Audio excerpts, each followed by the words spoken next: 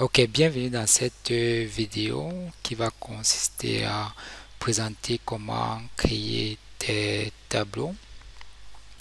Ici, il faut savoir que pour créer les tableaux, qu'est-ce qu'on a besoin de faire? Ici, on va nettoyer un peu ce que nous avons fait ici. C'est par la suite, pas précédemment, nous avons vu dans la partie structure de contrôle, surtout dans la partie boucle, nous avons défini un tableau en définissant, en faisant une sorte de table ainsi et en précisant les différentes valeurs qu'il y aura dans notre tableau. En précisant ceci, ça c'est une forme de tableau que on peut définir. Il faut savoir que ici, pour définir un tableau, ça commence par un int. Le type, c'est pas obligé que ce soit int, mais le type doit être là, que ce soit int, que ce soit un string. Ensuite, on va mettre ceci entre crochet. Ensuite, on met le nom de la variable et après, ensuite, on définit soit les valeurs de notre tableau. En définissant ceci, ainsi, on peut savoir, on peut distinguer que nous avons plusieurs éléments dans notre tableau, environ 5 éléments. Et on peut aussi définir ainsi, en précisant tab, de mettre tab, tab 2, voilà, en disant new 2 int, en précisant maintenant que j'aurai 5 éléments. Mais ici, la différence entre les deux, c'est quoi? C'est que ici, on a la possibilité de définir, on définit les valeurs directement, alors que ceci, on définit juste la taille de notre valeur, de notre tableau. Ce qui fait en sorte que on sera obligé d'affecter des valeurs dans notre table.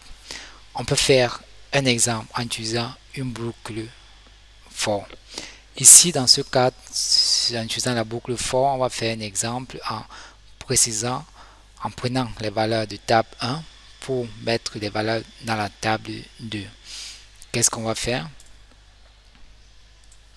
On peut utiliser la boucle for avec l'itération i. Là, directement, ça nous sélectionne les différents éléments. Ici, qu'est-ce que je mets? Je mets un tab de length. OK. Maintenant, ici, qu'est-ce que je veux faire? Je veux faire un tableau de i. OK. Et en mettant tab de i. OK.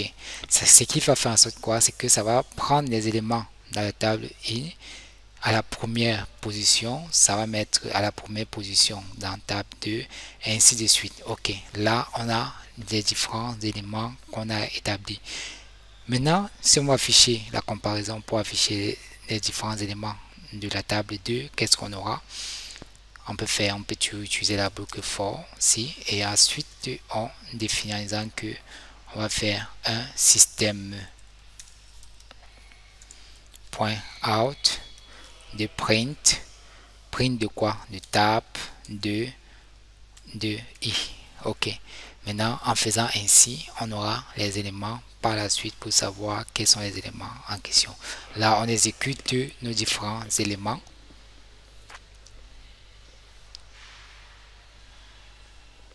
OK.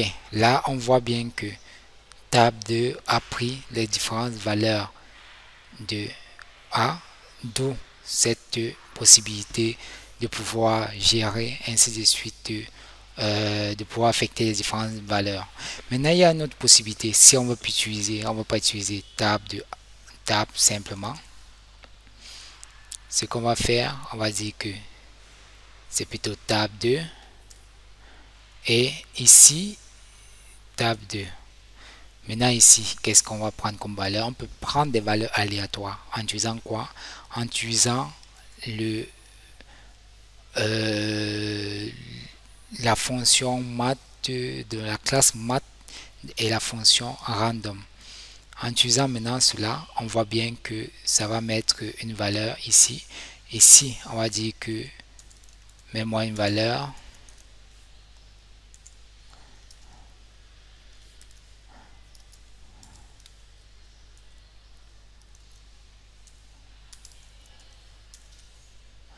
multiplié par 10, ce qui va faire en sorte, non, multiplié par 100, ce qui va faire en sorte que ça ne va pas dépasser 100. Maintenant ici, qu'est-ce qu'on va faire? On va faire une sorte de int pour dire que réaffecte-moi ça en, tu castes ça en un int. Vous voyez? Vous voyez, on a utilisé cette propriété, donc on caste ceci à un int.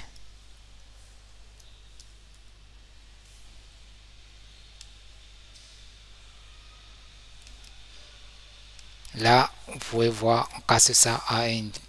Maintenant, on va voir le résultat de ce random. Il faut savoir que mat2, c'est une valeur, c'est une valeur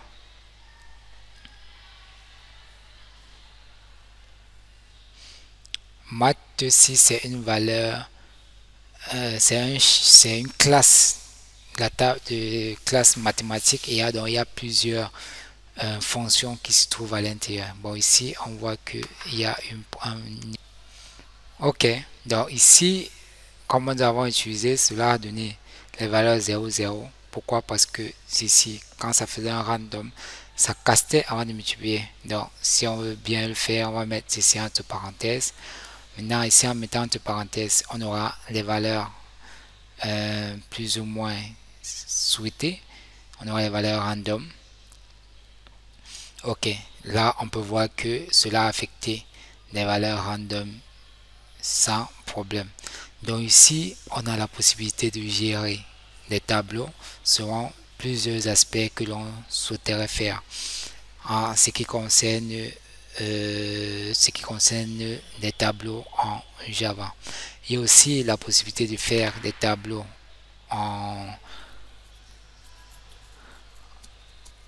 pour des chaînes de caractères. Il suffit juste de faire un string comme ceci, mais je dis que c'est un tableau strt pour dire que c'est un tableau en mettant maintenant les différentes valeurs du tableau. Et là, on a défini notre tableau. On a commencé à définir notre tableau. Même chose pour ceci, si on veut faire un string de strt2, par exemple, on peut mettre un new string ici, ok, de quoi? Peut-être deux valeurs. Non, disons deux valeurs. Ok, donc on a défini notre tableau ainsi, et après on peut affecter des valeurs selon ce que on souhaite faire au niveau de notre tableau. Donc c'est à peu près ce que on aurait à faire sur la partie concernant les tableaux. Une autre précision concernant les types de données. Il faut savoir que ici, dans les types de données, on a la possibilité de définir les types de données ici, à l'extérieur de notre fonction, de notre méthode. Donc, on peut définir notre type de données à l'intérieur ici. Bon, on pourrait prendre un cas d'exemple. Si on définit, on dit que, on pourrait dire ceci, c'est un int de quoi? De A qui vaut 5 par 6 par exemple. On a défini notre variable A. Maintenant, ce qui fait en sorte que la variable A6 sera accessible dans toutes les méthodes qu'on va pouvoir mettre ici à l'intérieur. Donc, on va pouvoir mettre dans toutes les méthodes qu'on va pouvoir établir ici. Donc, ici, on peut mettre une méthode void de test, par exemple. Et à l'intérieur, qu'est-ce qu'on fait? On définit, on dit que fais-moi un print, fais-moi un système point out de print ln de str2. Ok, là on a l'élément de A plutôt, oui, de A. Là, en faisant ceci, si on exécute, ça ne va pas donner. Pourquoi? Parce que on doit exécuter ceci, plutôt ceci. Maintenant, pour exécuter, qu'est-ce qu'on doit faire? On doit appeler en faisant un test comme ceci.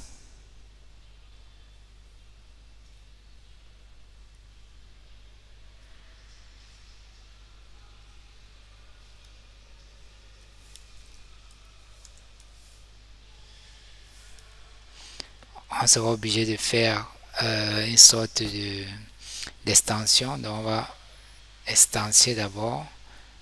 On va mettre là, je vais présenter ça plus tard. Formation, new, formation, ok, formation, point, test, ok. Et là, en faisant maintenant ceci,